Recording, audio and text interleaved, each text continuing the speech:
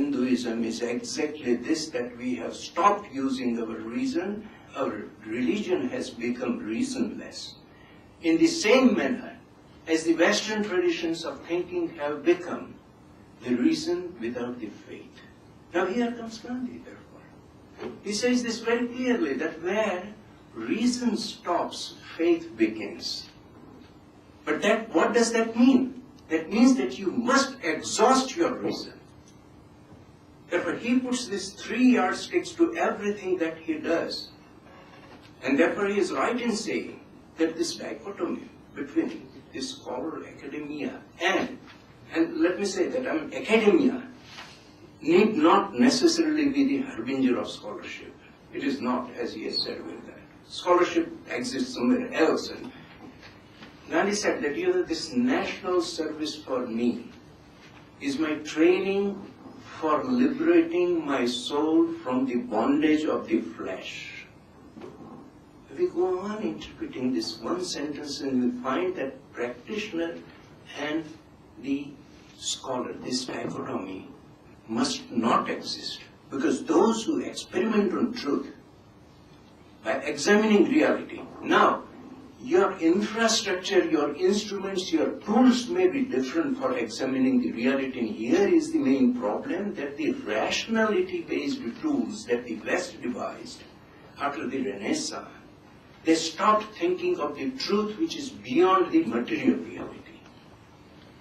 And therefore, we must also learn from the West that yes, so far as the material reality and material world is concerned, Western civilization has done such a flight which is unimaginable, that they went to the ultimate constituent of the matter.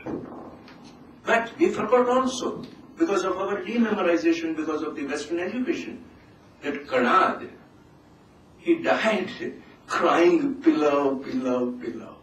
He was the first person who looked at the final constituent of the matter, that Anu, the atom. He had found that. But we have dememorized ourselves as a civilization, as Hindus, this, that, and the other.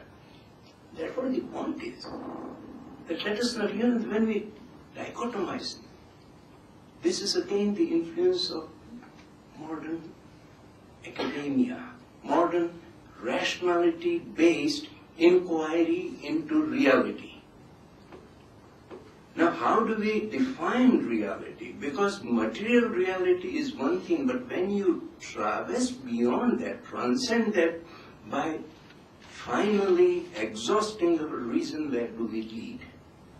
That is the point. And we have, unfortunately, and look, Western civilization, I have high regard for their, some of the most wonderful things they have done, but we must also learn a lot. Because only those people have been able to make fundamental changes that the humanity requires. Those, at least so far as I talk about India, those who have combined the very fundamental, essential knowledge of our Shastras. And those, our Shastras, in a half minute, yes. And those who have also looked at to the very merm of the Western Shastra. दोनों का मर्म जो जानते होंगे ना, वो change कर पाएंगे. और ये दोनों का मर्म जानने के लिए ये प्रैक्टिशनर और स्कॉलरशिप या एकेडमिया, ये दोनों का डायकोटोमी हमें खत्म करने की जरूरत है. आज हो ये गया है कि एकेडमिक से वो कहीं और सोचते हैं, किसी और दुनिया में रहते हैं. जो प्रैक्टिशनर है उनको विचार से कोई लेना देना नहीं. ये बात इतनी ही सही है. इस माने में आपकी ये दोनों जो डायकोटोमी की आपने बात की है वो बहुत सही है कि ये डायकोटोमी हो गई है, लेकिन ये हमारी प्रॉब्लम है. Thank you very much.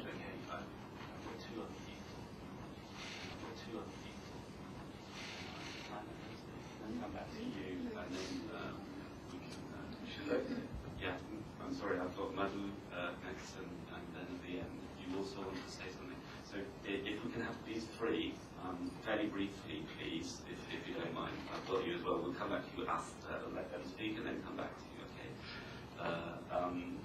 So that you have an opportunity to pick up some of the points and then, and then we'll have another round of. See, firstly, I think we'll have to, in anything, there's this notion of adhikar. When you become a scholar or something, there's absolutely no yardstick that makes yet sense to me.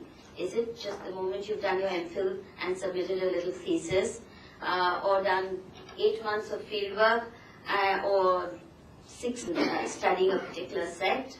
Do you thereafter then proclaim yourself a scholar? Unfortunately, we have too many such people who do hit and run studies, 3 months here, 6 months there, and think that they've got it better than anybody else, simply by being situated in academia.